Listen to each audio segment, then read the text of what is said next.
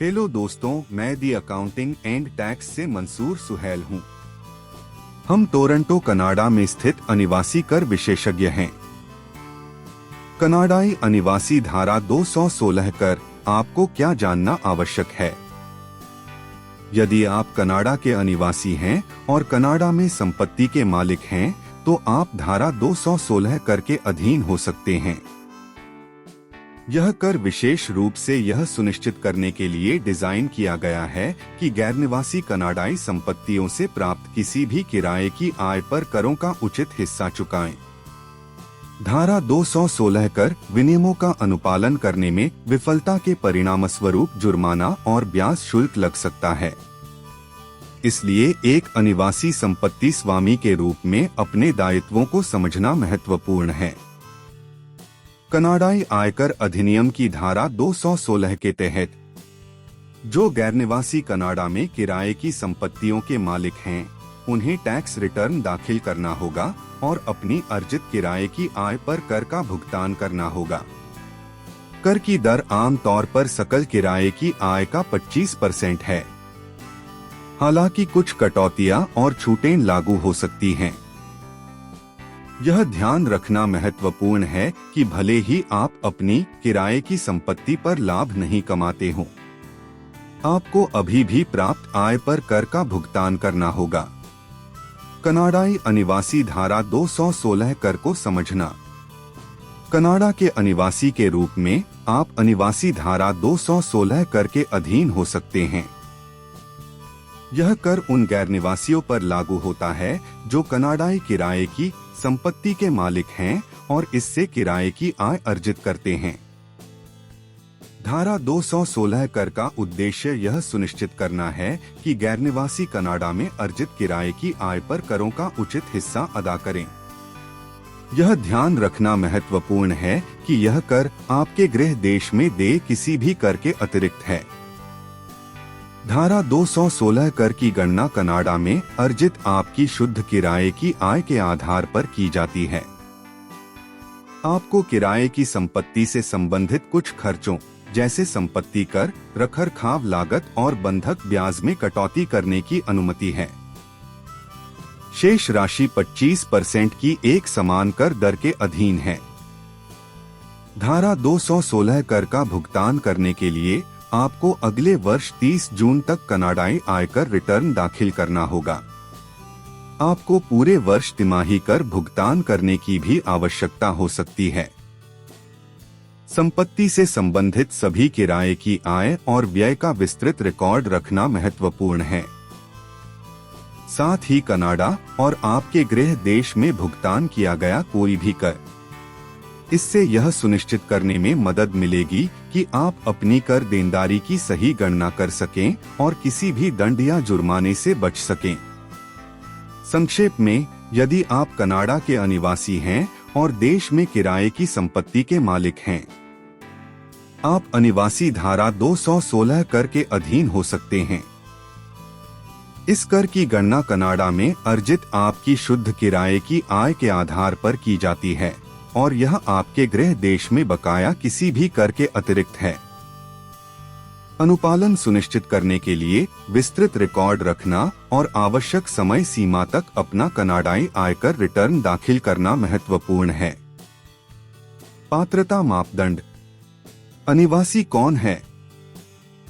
कनाडाई अनिवासी धारा 216 कर के लिए पात्र होने के लिए आपको कर उद्देश्यों के लिए कनाडा का अनिवासी होना चाहिए। कनाडाई अनिवासी धारा 216 कर के लिए पात्र होने के लिए आपको कर उद्देश्यों के लिए कनाडा का अनिवासी होना चाहिए। कनाडा राजस्व एजेंसी (CRA) एक अनिवासी को ऐसे व्यक्ति के रूप में परिभाषित करती है जो कनाडा में उसका कोई स्थायी घर नहीं है, एक वर्ष में 183 दिन या उससे अधिक कनाडा में नहीं रहता, कर संधि के तहत कनाडा का निवासी नहीं माना जाता है। यदि आप कनाडा के अनिवासी हैं, तो कनाडाई संपत्ति से किराए की आय अर्जित करने पर आप धारा 216 कर के अधीन हो सकते हैं। किराए की आय पात्रता। यदि आप कनाडाई संपत्ति से किराए की आय अर्जित करते हैं, तो आप अनिवासी धारा 216 कर के लिए पात्र हो सकते हैं। यह कर यह सुनिश्चित करने के लिए डिजाइन किया गया है कि गैर निवासी अपनी कनाडाई किराए की आय पर कर का भुगतान करें। धारा 216 कर के लिए पात्र होने के लिए आपको निम्नलिखित मानदंडों को पूरा करना होगा। आपने कनाडाई संपत्ति से किराए की आय अर्जित की होगी। संपत्ति कनाडा में स्थित होनी चाहिए। आपने संपत्ति से संबंधित खर्चों का भुगतान किया होगा, जैसे संपत्ति कर और रखरखाव लागत। आपने संबंधित वर्ष के लिए कनाडाई कर रिटर्न दाखिल किया होगा। यदि आप इन मानदंडों को पूरा करते हैं तो आप अनिवासी धारा 216 कर के लिए पात्र हो सकते हैं। यह ध्यान रखना महत्वपूर्ण है कि गैर निवासियों के लिए कर की दर आम तौर पर कनाडाई निवासियों के लिए कर की दर से अधिक है। इसके अतिरिक्त गैर निवासियों को उनकी किराए की आय पर विथहोल्डिंग टैक्स के अधीन होना पड़ सकता है। कुल मिलाकर, यदि आप कनाडा के अनिवासी हैं और कनाडाई संपत्ति से किराए की आय अर्जित करते हैं, तो आप धारा 216 कर के अधीन हो सकते हैं। यह सुनिश्चित करने के लिए कर पेशेवर से परामर्श करना महत्वपूर्ण है कि आप सभी पात्रता मानदंडों को पूरा कर रहे हैं और कर की सही राशि का भुगतान कर रहे हैं। दाखिल करने की प्रक्रिया। कनाडा के अनिवासी के रूप में आपको कनाडाई संपत्ति से अर्जित किराए की आय की रिपोर्ट करने के लिए धारा 216 कर रिटर्न दाखिल करना आवश्यक है। यहाँ आपको फाइलिंग प्रक्रिया के बारे में जानने की आवश्यकता है। NR4 फॉर्म प्राप्त करना। अपनी धारा 216 कर रिटर्न दाखिल करने में पहला कदम अपने कनाडाई किराएदारों या संपत्ति प्रबंधन कंपनी से NR4 फॉर्म प्राप्त करना है। ये फॉर्म वर्ष के दौरान आपको भुगतान की गई सकल किराए की आय, साथ ही रोके गए किसी भी कर की रिपोर्ट करते हैं। दाखिल करने की समय सीमा। आपकी धारा 216 कर रिटर्न दाखिल करने की अंतिम तिथि अगले वर्ष 30 जून है। हालांकि यदि आप पर कर बकाया है तो ब्याज शुल्क से बचने के लिए आपको उन्हें 30 अप्रैल तक भुगतान करना होगा। देर से फाइलिंग के लिए जुर्माना। यदि आप 30 जून की समय सीमा तक अपना धारा 216 कर रिटर्न दाखिल करने में विफल रहते हैं, आप पर जुर्माना और ब्याज शुल्क लगाया जा सकता है। देर से दाखिल करने पर जुर्माना बकाया राशि का 5% है। साथ ही रिटर्न में देरी होने पर हर महीने के लिए अतिरिक्त 1% अधिकतम 12 महीने तक। अंत में, कनाडा के अनिवासी के रूप में अपने धारा 216 कर दायित्वों के शीर्ष पर बने रहना महत्वपूर्ण है।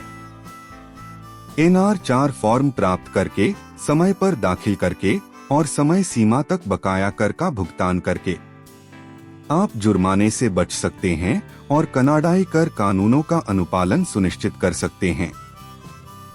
कर कटौती। कनाडा में एक अनिवासी संपत्ति स्वामी के रूप में आप कुछ कर कटौती के लिए पात्र हो सकते हैं, जो धारा 216 के तहत आपकी कर देनदारी को कम करने में मदद कर सकते हैं। संपत्ति व्यय और पूंजीगत लागत भत्ता दो प्रमुख कटौतियों के बारे में जागरूक होना चाहिए। संपत्ति व्यय। आप अपने कर रिटर्न पर कटौती के रूप में अपनी किराए की संपत्ति के रखरखाव और रखरखाव से संबंधित खर्चों का दावा कर सकते हैं। संपत्ति व्यय। आप अपने कर रिटर्न पर कटौती के रूप में अपनी किराए की संपत्ति के रखरखाव और रखरखाव से संबंधित खर्चों का दावा कर सकते हैं। उपयोगिताएं, यदि उनका भुगतान आपके द्वारा किया जाता है, किराएदार द्वारा नहीं। विज्ञापन और विपणन व्यय। किराए की संपत्ति से संबंधित कानूनी और लेखा शुल्क। यह सुनिश्चित करने के लिए कि आप अधिकतम संभव कटौती का दावा कर सकें, अपनी किराए की संपत्ति से संबंधित सभी खर्चों का विस्तृत रिकॉर्ड रखना महत्वपूर्ण है। पूंजीगत लागत भत्ता। पूंजीगत लागत भत्ता सीसीए एक कर कटौती है जो आपको एक निश्चित अवधि में मूल्यह्रास योग्य संपत्तियों की लागत वसूल करने की अनुमति देता है। किराए की संपत्तियों के मामले में इसमें इमारत की लागत और संपत्ति में किया गया कोई बड़ा नवीनीकरण या सुधार शामिल है। किराए की संपत्तियों के लिए सीसीए दर इमारतों के लिए 4% प्रति वर्ष और योग्य नवीकरण और सुधार के लिए 50% है। हालांकि यह ध्यान रखना महत्वपूर्ण है कि सीसीए का दावा करने से आपकी संपत्ति का समायोजित लागत आधार एसीबी कम हो सकता है। जब आप अंततः संपत्ति बेचते हैं तो यह आपकी कर देनदारी को प्रभावित कर सकता है। अंत में एक अनिवासी संपत्ति के रूप में आपके लिए उपलब्ध कर कटौती को समझना।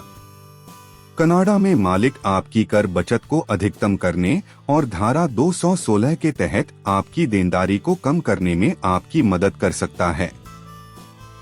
विस्तृत रिकॉर्ड रखकर और एक जानकार कर पेशेवर के साथ काम करके आप यह सुनिश्चित कर सकते हैं कि आप सभी उपलब्ध कटौतियों का लाभ उठा रहे हैं और अपना कर बोझ कम कर रहे हैं। कर भुगतान। जब आप धारा 216 कर रिटर्न दाखिल करते हैं, आपको कनाडा राजस्व एजेंसी CRA को दिए गए किसी भी कर का भुगतान कनाडाई डॉलर में करना होगा। आप अपना भुगतान कुछ अलग तरीकों से कर सकते हैं। इलेक्ट्रॉनिक भुगतान। आप अपने कर बिल का भुगतान अपने बैंक की वेबसाइट के माध्यम से या CRA की माई पेमेंट सेवा का उपयोग करके ऑनलाइन कर सकते हैं। यह विकल्प तेज, सुविधाजनक और सुरक्षित है। Wire transfer. यदि आप कनाडा से बाहर हैं तो आप CRA के बैंक खाते में वायर ट्रांसफर कर सकते हैं। हालांकि बैंक शुल्क और विनिमय दरों के कारण यह विकल्प महंगा हो सकता है। चेक या मनी ऑर्डर। आप CRA को चेक या मनी ऑर्डर भी मेल कर सकते हैं।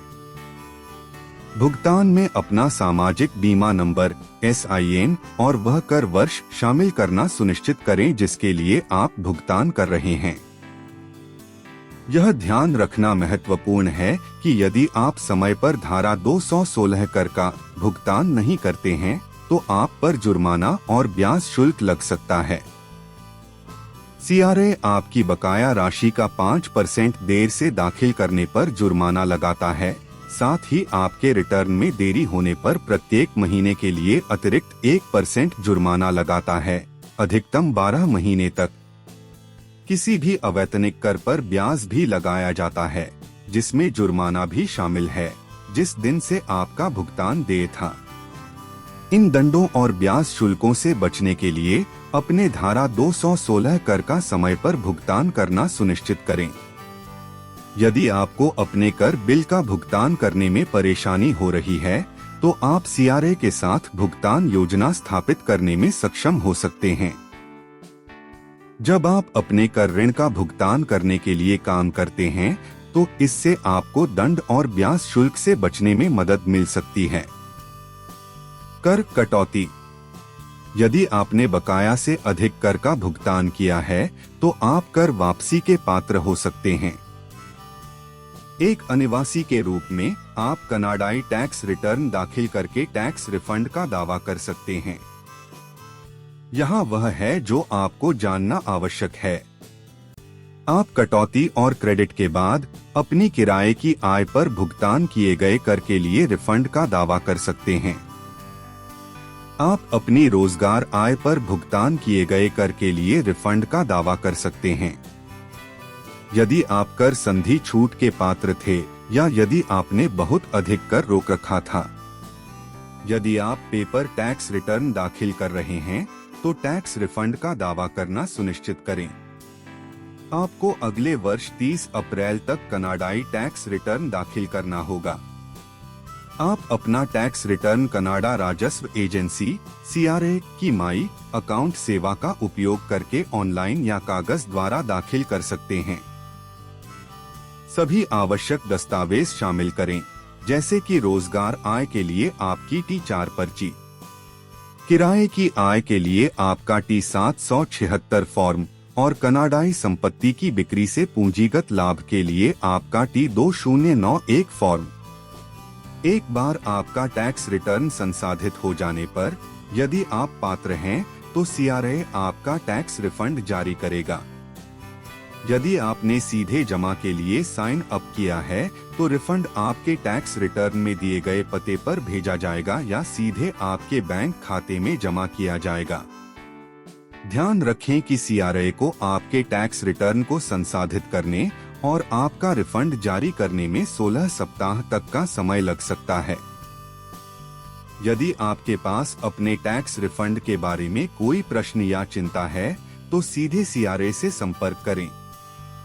इसके अलावा अपनी धारा 216 अनिवासी कर पूछताछ के लिए बेझिझक हमसे संपर्क करें। www.theccounttangndtx.com पर हमसे मिलें।